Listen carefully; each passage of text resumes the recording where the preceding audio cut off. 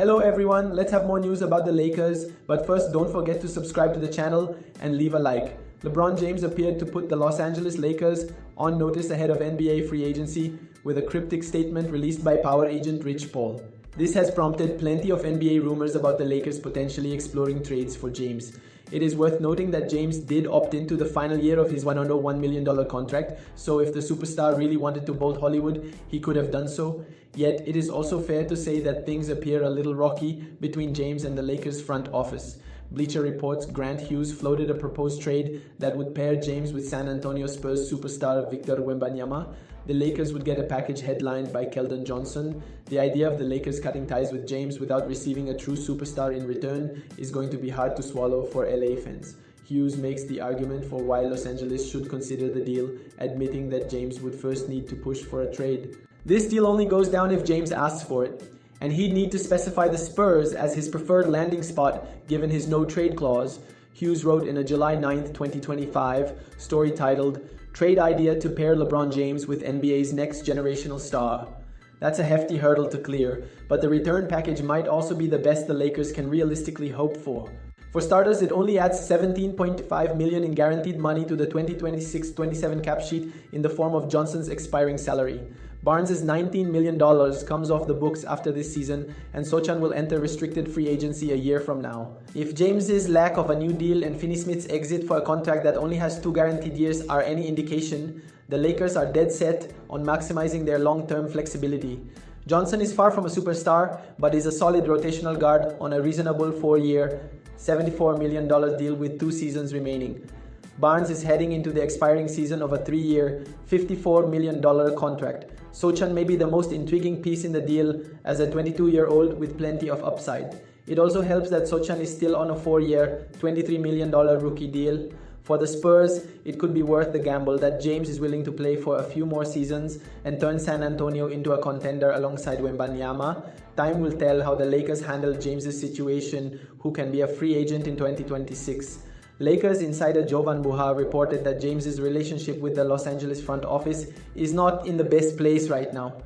I want to be careful with what I say about Bron's relationship with the front office or the organization, but I don't think it's in the best place right now, to be completely honest, Buha said in a July 7th YouTube episode per Hoops Hype. As you know, there's been no official statement about LeBron opting in. There typically is, especially for a player of that magnitude, and then he's had his stuff on social media or whatever he's posted, and there was obviously the statement when he opted in. So I don't think things are in the best place they've ever been. I'll just say that.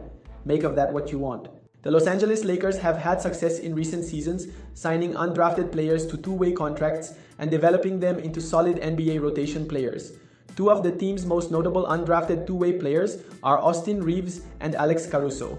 Caruso has become a championship role player, while Reeves is on the verge of borderline all-star caliber.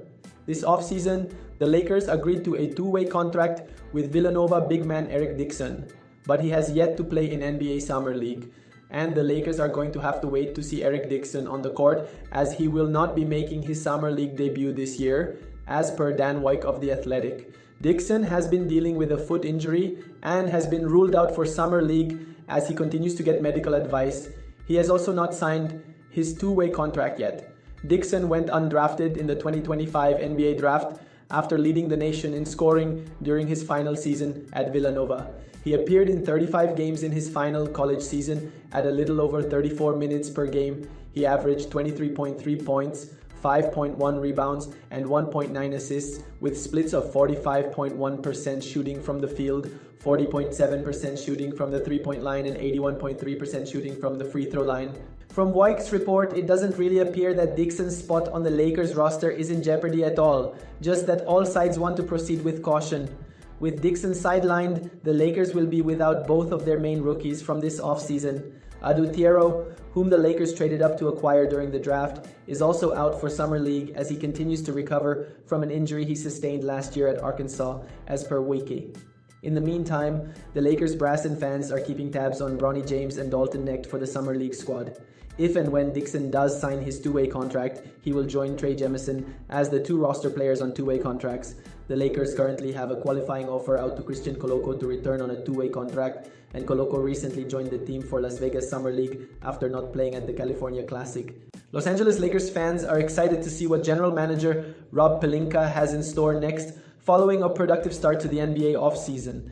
The last few weeks have seen the Lakers add veterans DeAndre Ayton and Jake LaRavia, while also drafting rookie Adu Thiero with last month's 36th overall pick. However, there's always room for improvement in the City of Angels. Without much money to spend, the Lakers could turn to the trade market for additional reinforcements. While a potential blockbuster might be off the table, there's still one player out there on the trade block who would be the perfect addition to what Pelinka and co. are brewing in Los Angeles. After missing the NBA postseason for the 5th time in 7 years, there have been rumors about the New Orleans Pelicans being open to trades this summer. They already traded CJ McCollum to the Washington Wizards earlier this week, and veteran forward Herb Jones could be the next name to leave New Orleans. If there's a chance that the versatile 6'8" veteran could be available, Pelinka must pick up the phone and call Pelicans GM Bryson Graham immediately. Jones, 26, has spent his entire 4-year NBA run with the Pelicans after being drafted 35th overall in 2021. Although his offensive performances have been modest, it's his defense that make him an asset to head coach JJ Redick's game plans. He's averaged 1.6 steals and 0.7 blocks, all while guarding all 5 positions throughout his career, which would add a new layer to LA's lineups. Jones' defensive talents are also highlighted by his finishing 5th in 2023-24 NBA Defensive Player of the Year voting, while also earning all defensive first-team honors for that performance. Normally, acquiring a player of Jones' caliber won't be easy, but a trade for the Lakers isn't as far-fetched this offseason. The ex-Alabama product is coming off a season-ending shoulder injury that limited him to 20 outings in 2024-25, and that's without mentioning the $28.8 million in cash and 2 years remaining on his contract. If the Pelicans are ready to blow their roster up and don't view Jones as a part of their future, especially following his injury, Graham might be more willing to play ball with Pelinka. The Lakers have a handful of tradable contracts: Rui Hachimura, Jared Vanderbilt, Gabe Vincent, etc., along with 2 first-round picks, 2030, 2031, and multiple pick swaps to help facilitate a trade. If Los Angeles wants to round out their roster, acquiring an elite defender like Jones would help take things to the next level. It's in the Lakers' best interest to act soon though, before another team beats them to the punch.